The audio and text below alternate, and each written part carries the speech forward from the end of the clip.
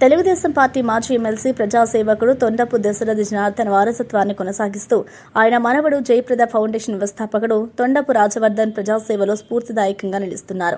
Hudhud తుఫాను ప్రభావంతో లింగాల గ్రామంలో ఇరుక్కున్న లారీ డ్రైవర్లు పేద ప్రజలకు ఉచిత ఆహార శిబిరాలు ఏర్పాటు చేశారు. అలాగే కంటి ఆరోగ్య శిబిరాలు నిర్వహించి వందలాది మందికి వైద్య సేవలు అందించారు.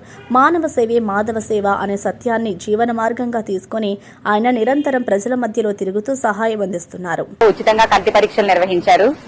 ఆ కంటి పరీక్షల్లో ఎవరికైనా ఎటువంటి ప్రాబ్లమ్స్ ఏమైనా ఉన్నా గానీ శంకర్ నేత్రాలయం ద్వారా ఉచితంగా శస్త్రచికిత్సలు నిర్వహించారు.